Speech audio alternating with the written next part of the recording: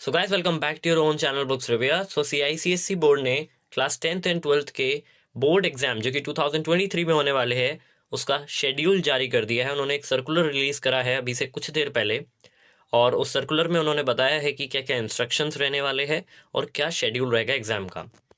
तो यहाँ पे इन्होंने बताया the result will not available from the office of CICSE in New Delhi. Direction to candidates: teachers are advised to take care that people are carefully advised to follow the direction mentioned below. Be seated in the exam hall or room 5 minutes before the time fixed for the start of the examination in the subject. A candidate who arrives late will be required to give a satisfactory explanation and reason to the supervisor examiner. Except in exceptional cases, a paper will not be given to any candidate who is more than half hour late. Absolute punctuality is essential. Candidates are not allowed to leave the examination hall before the conclusion of the paper.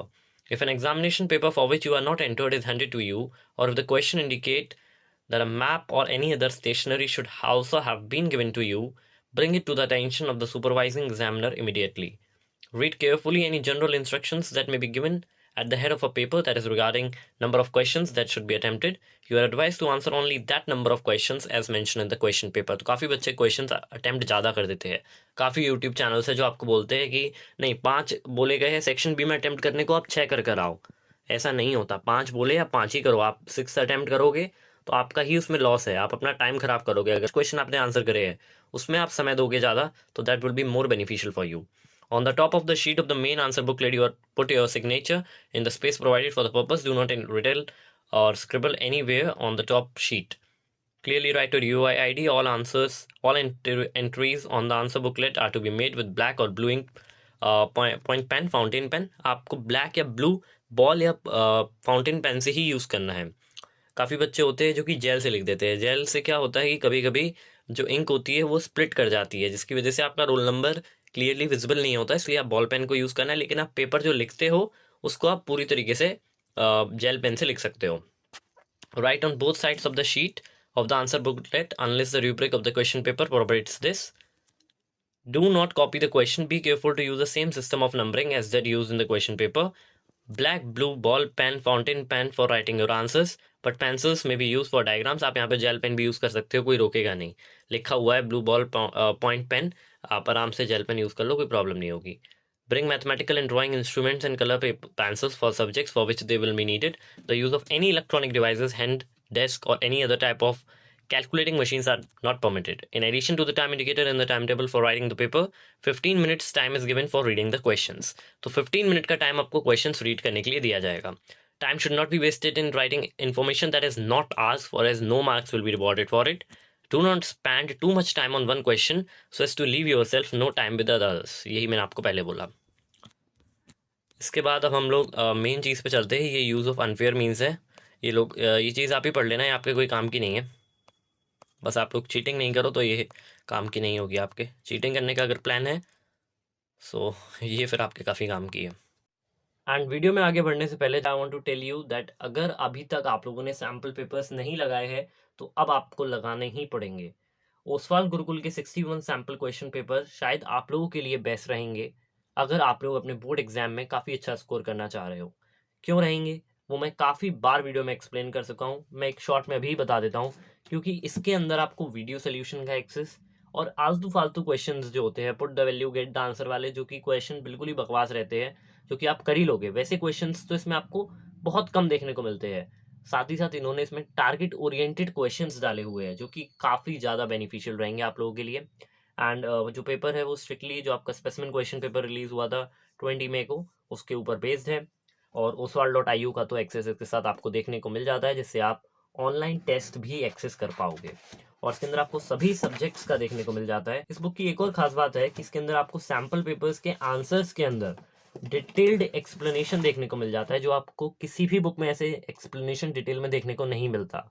And video solutions तो फिर है ही, अगर आपको और detail में चीज़ें चाहिए इसके अंदर आपको सभी सब्जेक्ट्स देखने को मिल जाते हैं। सो अगर आपको इस सैम्पल पेपर बुक को परचेज करना है तो मैं डिस्क्रिप्शन में लिंक दे रहा हूँ, आप वहाँ से परचेज कर सकते हैं।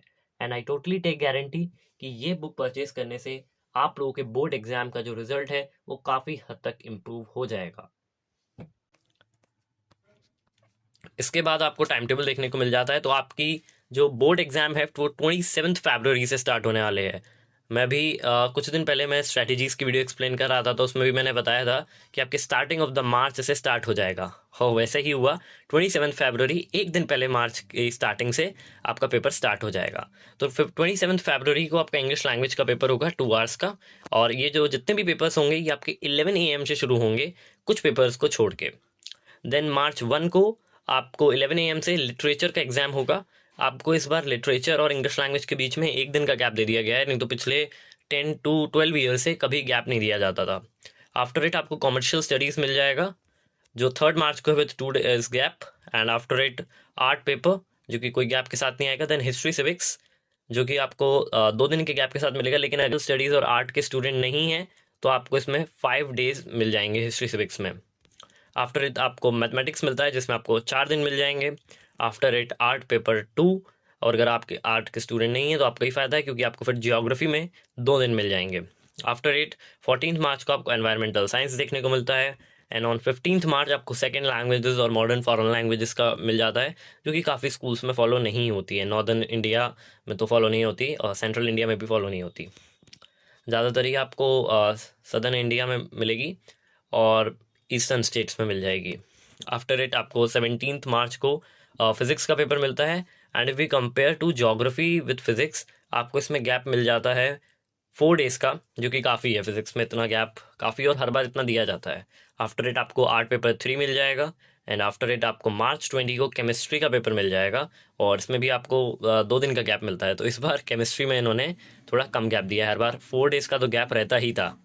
आफ्टर केमिस्ट्री इसमें आपको इकोनॉमिक्स देखने को मिलता है जिसमें आपको कोई गैप नहीं मिलेगा। देन ग्रुप 3 इलेक्टिव जिसमें कंप्यूटर एप्लीकेशन और commercial applications, economic application, environmental applications, ये काफ़ी स्कूल्स में चलता है।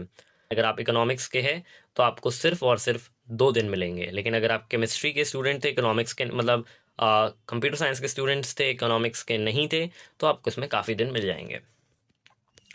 आफ्टर इट आपको फ्रेंच और संस्कृत का पेपर मिलता है जो कि ग्रुप 2 इलेक्टिव होता है। बहुत कम स्कूल्स में चलता है, शायद बॉम्बे के ही 1-2 स्कूल्स हैं जहाँ पे फ्रेंच चलती है, नहीं तो काफ़ी स्कूल्स में नहीं चलता।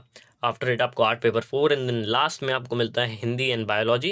हिंदी का पेपर आपका 27 को हो रहा है, और अगर हम इसको केमिस्ट्री से कंपेयर करें तो आपको 7 डेज़ का हॉलीडे मिल रहा है। That is more than enough, extremely more than enough. आप लोग भी सोच रहे होंगे इतना गैप क्यों कर दिया हिंदी के लिए। एंड आफ्टर इट आपको बायोलॉजी मिलता है जो कि आपको 2 दिन के गैप के साथ मिलता है। सो आई डोंट नो हिंदी के लिए इतना ज़्यादा गैप देने की क्या ज़रूरत थी। अगर आप कंप्यूटर साइंस के भी स्टूडेंट हैं तो भी आपको हिंदी के लिए 4 डेज़ मिल रहे हैं, और अगर नहीं भी हैं तो आपको हिंदी के लिए 7 डेज़ मिल रहे हैं। That is more than enough. And then इन्होंने लिखा है, in addition to the time indicated on the time table for writing the paper, 15 minutes time is given for reading the question paper. The question paper may be distributed to candidates at 10:45 AM to enable them to start writing at 11 AM. तो आपको 10:45 AM पे question paper मिल जाएगा, and 11 AM से आप start कर सकते हो लिखना। तो आप अराउंड 10:30 तक तो अपने सेंटर पे पहुंच ही जाओ जहाँ पे आपका एग्जाम हो रहा है। 15 मिनट्स आपको शुरू के रीडिंग करने को मिल जाएंगे, और उस रीडिंग के टाइम पे आप अच्छे से पेपर को रीड कर सकते हो। 5 मिनट्स में तो पेपर रीड हो जाता है, जो आपको 10 मिनट्स मिलते हैं उसमें आप MCQ निपटा लेना। सो अब आगे क्या करना है, इसकी डिटेल्ड स्ट्रैटेजी हमारे चैनल पे काफ़ी जल्दी आने वाली है, जैसे मैंने प्रीवियस ईयर के बच्चों के लिए बनाई थी। और मैं आपको टाइम टेबल के बाद ही ज़्यादातर स्ट्रैटेजीज़ बताता हूँ, ना कि और चैनल्स की तरह जो कि अब हर समय बस strategy 3 month strategy, 4 month strategy. भाई स्ट्रैटेजी 3 मंथ्स 4 मंथ्स की कोई काम की नहीं है। आपको अपनी खुद स्टडी को करना पड़ेगा। जब तक आप खुद नहीं करोगे कुछ नहीं ऐसे होने वाला। आपको स्ट्रैटेजी सिर्फ और सिर्फ मोटिवेट करने के लिए और एक प्रॉपर वे में काम करने को बताती है। आपको 100% स्ट्रैटेजी के पीछे नहीं भागना कि जब तक स्ट्रैटेजी नहीं आएगी मैं पढ़ूंगा नहीं, क्योंकि जब आपकी 6 मंथ स्ट्रैटेजी का वीडियो देख रहे हो तो आप वेट करोगे 4 मंथ्स की स्ट्रैटेजी का वीडियो आएगा, फिर आप 3 मंथ्स 2 मंथ्स की स्ट्रैटेजी, अभी तो देखना आपको 5 डेज स्ट्रैटेजी के भी वीडियो मिलेंगे कुछ दिन बाद। सो आई होप आप लोगों को समझ में आया होगा। इस वीडियो में इतना ही। Thank you so much for watching.